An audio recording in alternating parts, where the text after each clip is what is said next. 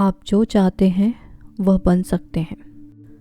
हम जो हासिल करते हैं और जो हासिल नहीं कर पाते वह हमारे खुद के विचारों का प्रत्यक्ष परिणाम है। यह न्यायपूर्ण ढंग से व्यवस्थित सृष्टि है जहाँ संतुलन हटने का मतलब पूर्ण विनाश होगा। इसलिए हमारी व्यक्तिगत जिम्मेदारी पूरी है। हमारी कमज़ोरियाँ और शक्तियाँ, शुद्धता और अशुद्धता सिर्फ हमारी है और कभी किसी दूसरे व्यक्ति की नहीं है। वे किसी दूसरे के नहीं बल्कि हमारे ही द्वारा लाई जाती है और कभी किसी दूसरे की नहीं बल्कि सिर्फ हमारे द्वारा ही बदली जा सकती है। हमारी सारी खुशी और दुख अंदर से ही आते हैं।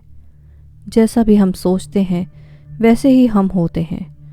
जैसा हम सोचना जारी रखते हैं वैसे ही हम बने रहते हैं। ऊपर उठने, जीतने और सफलता हासिल करने का एकमात्र तरीका यह है कि हम अपने विचारों को ऊपर उठा लें। हमारे कमज़ोर, दीनहीन और दुखी बने रहने का एकमात्र कारण यह होगा कि हम अपने विचारों को ऊपर उठाने से इनकार कर दें। हमारी उपलब्धियाँ, चाहे वे व्यवसाय में हों, बौद्धिक जगत में हों या आध्यात्मिक जगत में, निश्चित और निर्देशित विचार का परिणाम है। उन पर भी वही नियम लागू होता है और उनका तरीका भी वही है। नव विचार का अर्थ है नया जीवन, एक ऐसी जीवन शैली जो ज़्यादा स्वस्थ और ज़्यादा सुखद है। नव विचार आंतरिक सृजनात्मक शक्ति और मस्तिष्क की जागरूकता को बनाए रखता है। ज़रूरत सिर्फ खुले दिमाग और इच्छुक हृदय की है। हमारे मस्तिष्क का नवीनीकरण ही नव विचार का पूरा उद्देश्य और अभ्यास है। इस निरंतर दैनिक नवीनीकरण के बिना कोई बदलाव नहीं आ सकता। असली नव विचार नए नज़रिए को पूरी तरह स्थापित करता है जो आर्थिक समृद्ध जीवन को प्रेरित करता है और हमें समर्थ बनाता है। हमारे भीतर चुनाव करने, निर्णय लेने की पूर्ण स्वतंत्रता है। यह सच है कि हम कुछ चीज़ों को नहीं बदल सकते। ग्रहों की गति, मौसम के परिवर्तन, समुद्र और ज्वार भाटे का आकर्षण, सूर्य का उगते और डूबते हुए दिखना, न ही हम किसी दूसरे के मन और विचार को बदल सकते हैं, लेकिन हम खुद को बदल सकते हैं। आप अपने मस्तिष्क का नवीनीकरण करके कायाकल्प कर सकते हैं। यह एक नए जीवन की कुंजी है। आपका मस्तिष्क एक रिकॉर्डिंग मशीन है और आपके द्वारा स्वीकार किए गए सारे विश्वास, राय और विचार आपके ज़्यादा गहरे अवचेतन मन पर छाप छोड़ते हैं। लेकिन आप अपने मस्तिष्क को बदल सकते हैं। आप इसी समय अपने मन को ईश्वरीय विचारों से भर सकते हैं। आपका विचार आपकी आत्मा, आपके शरीर और भौतिक जगत के बीच का माध्यम है। कायाकल्प तब शुरू होता है जब हम उन गुणों का मनन करते हैं, सोचते हैं और अपनी मानसिकता में सोखते हैं जिनका हम अनुभव करना चाहते हैं और जिन्हें हम व्यक्त करना चाहते हैं। वास्तविक कायाकल्प पूरी तरह से अंदरूनी उपहारों को सक्रिय करने पर निर्भर करता है। वे अदृश्य, अमूर्त और आध्यात्मिक शक्तियाँ जो हम में से प्रत्येक को पूरी तरह दी गई हैं। हम सभी मानसिक शांति चाहते हैं और हमें इसकी ज़रूरत है, जो सबसे बड़ा उपहार है।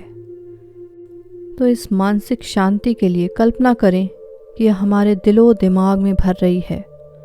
मानसिक और भावनात्मक दृष्टि से दैवी शांति पर मनन करें।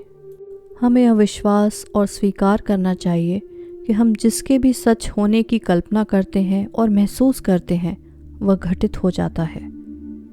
हमें यह विश्वास होना चाहिए कि हम अपने जीवन को बेहतर बना सकते हैं और लंबे समय तक कायम विश्वास, चाहे यह सच्चा हो या झूठा हो, आत्मसात हो जाता है और देर सबेर यह आकार लेता है। परिस्थिति, स्थिति जीवन की घटनाओं के रूप में व्यक्त और अनुभूत होता है। नकारात्मक विश्वासों को सकारात्मक में बदलने और इस तरह अपने जीवन को बेहतर बनाने की शक्ति हमारे भीतर ही होती है। आप आदेश देते हैं और आपका अवचेतन मन निष्ठापूर्वक उस आदेश को मानता है। आप अपने चेतन मन में जो विचार रखते हैं उसकी प्रकृति के अनुरूप ही आपका अवचेतन मन प्रतिक्रिया करेगा। मनोवैज्ञानिक और मनोविश्लेषक बताते हैं कि जब विचार आपके अवचेतन मन तक पहुंचाए जाते हैं तो मस्तिष्क की कोशिकाओं पर उनकी छाप छूट जाती है। जैसे ही आपका अवचेतन मन किसी विचार को स्वीकार करता है, यह उस पर तुरंत अमल करने में जुट जाता है। यह अपना काम पूरा करने के लिए प्रकृति के सभी नियमों का इस्तेमाल करता है।